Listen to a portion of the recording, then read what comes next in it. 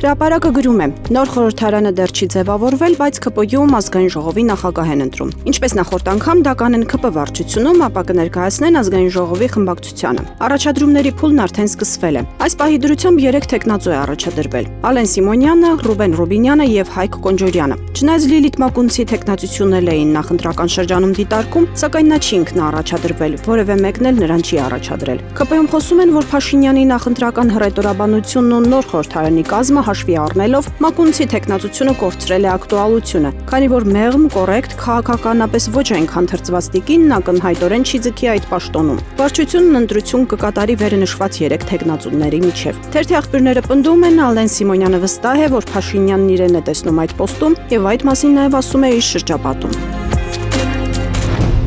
Հրապարակը գրում է. Երևանի պետական համալսարանի դասախոս քաղաքագետ Ալեն Ղևոնդյանին առաջադրված մեղադրանքի հիմքում դրվել է ոչ թե այն գրառումը, որը տարածվել էր նրա ձերբակալության ժամանակ, այլ բոլորովին ուրիշ տեքստ, նույնքան անմեղ։ Վարչական հսկողության տակ գտնվող Ղևոնդյանը ըստ ՔԿ-ի իշխանությունը զավթելուն եւ սահմանադրական կարգը բռնի տապալելուն ուղղված հրապարակային կոչ է արել։ Դատարանի որոշմամբ նրան արգելվել են հրապարակումներ անել, քաղաքների մասնակցել, սոցցանցում հաղորդակցվել։ Իսկ մեղադրանքի հիմքում հունիսի 2-ի գրառումն է։ Ընդդիմադիրներ ջան, եթե դուք չեք պատրաստվում գալիք ազգային ժողովում ընդդիմադիրներ լինել, երեկվանից արդեն պետք է ինստիտուցիոնալ պատրաստ լինեք ամենից կոշտ հետընտրականի։ Նիկոլը կարմիր գիծ չունի, իր քաղաքական կենսագրությունը սկսվել է 2008-ի մարտի 1-ին Այրիամբ։ Հետո իբր տեղը չէին գտնում։ Ես հույսս չէի դնի դրսի որևէ օգնությանը։ Ավելին, դրսի օգնությունը հիմա քաղաքական վարկեր են հետո։ Դա Հայաստանի Հանրապետության լուծարումն է։ Բանաձևնել են արդեն ուրվագծել։ Սա պետք է հաշվի առնել։ Իդեպ Նիկոլի հետ են ռեգիոնալ ու եվրո մի քանի պետության հատուկ ծառայություններ։ Հայաստանի արտաքին հետախուզական ծառայությունը ՎԿ։ Իդեպ հետընտրականի համար հատուկ մասնագիտականներ են պետք։ Երեք եւս մի գործչի ձերբակալեցին արտահայտվելու համար ազգային ժողովի նախկին պատգամավոր Ռուբեն Հակոբյանին։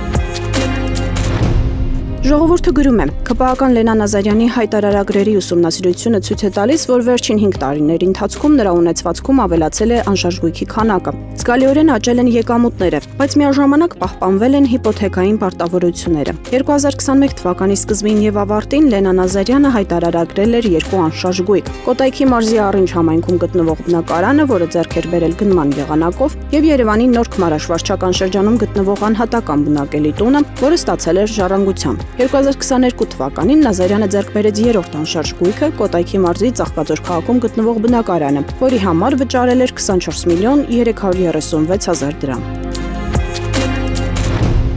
Հրապարակը գրում է. Նիկոլ Փաշինյանը եւ ԿՊ-ն ընտրություններից դժգոհության մի ապացույց են ճանաչում՝ փողոցային պայքարը։ ԿՊ առաջնորդը հեգնում ու հրահրում էր ընդդիմությանը. «Բա եթե ընտրությունները կեղծվել են, ինչի եք վեր ընկել ձեր տներում, ինչի փողոցում չեք»։ Իսկ առողջապահության նախարար Տիկինը Հանրապետության հրապարակից լայվ է մտնում ու ծաղրում, թե փորձեցի ընդդիմադիրներին գտնել, չհաջողվեց։ Իհարկե, ընտրությունների արդյունքներից դժգոհության ձևերից մեկը նաեւ փողոց դուրս գալն է, հանրահավաքային պայքարով հանրային բողոք հայտնելը։ Բայց հենց ինքը Նիկոլ Փաշինյանը այնպես է վարկաբեկել փողոցային պայքարը, իր գործունեությամբ ապացուցել, որ փողոցից եկած իշխանությունն ավելի վատն է, քան տարեց տարի վերարտադրվողը։ Այնքան է կոտրել հավատը փողոց փակելու ու հանրահավաքներ անելու գործիք հակազմի նկատմամբ, որ զարմանալի չէ հանրության այս պասիվությունը։ Բայց դժգոհության այլ եղանակներ էլ կան։ Օրինակ 2017 թվականի խորհրդարանական ընտրություններում ՀՀԿ-ն 740 հազար ձայն էր ստացել, ավելի շատ, քան այսօր ԿՊ-ն։ Մարդիկ անասելի դժգոհ էին, բայց միայն 1 տարի անց դուրս եկան փողոց։ Ավելին 2017-ին ընտրությունների արդյունքներից դժգոհ չէին անգամ Նիկոլ Փաշինյանն ու նրա ելք դաշինքը, որոնք 8% ձայն ստացան ու դարձան ազգային ժողովի ամենափոքր խմբակցությունը։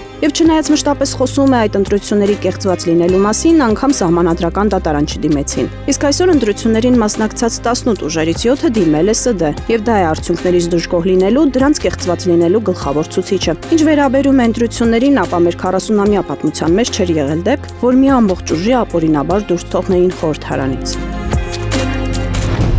Ժողովուրդը գրում է. Հայաստանի Հանրապետության հակակոռուպցիոն կոմիտեն, որը խորհրդարանական ընտրությունների ընթացքում ակտիվորեն պայքարում էր ընտրակաշառք բաժանողների դեմ, նրանց որոնելով բացառապես ընդդիմադիրների շտաբներում կամ գրասենյակներում, օրեր առաջ նաև հրապարակավ իրազեկեց, որ հունիսի 6-ին եւ 7-ին Հանրապետության ամբողջ տարածքում իրականացնելու են լայնածավալ օպերատիվ հետախուզական միջոցառումներ։ Թերթը ուսումնասիրելով հակակոռուպցիոն կոմիտեի վերջին գնումների ցանկը հետաքրքիր փաստ է արձանագրել։ Պարզվում է կոմիտեն վերջին շրջանում հիմնականում օգտվել է գրասենյակային բարձրաձայնային պարագաների ձեռքբերման, ավտոլվացման, ինչպես նաև թարգմանչական ու փորձաքննական ծառայություններից։ Մինչդեռ անօդաչու թռչող սարքի ձեռքբերման վերաբերյալ որևէ գնում կոմիտեի կողմից չի արձանագրվել։ Փոխարենը անօդաչու թռչող սարք է ձեռք բերել ԱԱԾ-ն։ 2026 թվականի մայիսի 26-ին ԱԱԾ-ն L-Market SP-ից գնել է անօդաչու թռչող սարք։ Թերթի ձեռքի տակ հայտնված փաստաթղթի համաձայն գնված սարքը հագեցած է ինչպես ցերեկային, այնպես էլ ջերմատեսիլ տեսախցիկներով։ Այն հնարավորություն ունի ցանկացած պահի իրականացնել տեսանկարահանում, պահպանել եւ արխիվացնել ստացված նյութերը։ Բացի այդ, սարքն ապահովում է տեսանշանի փոխանցում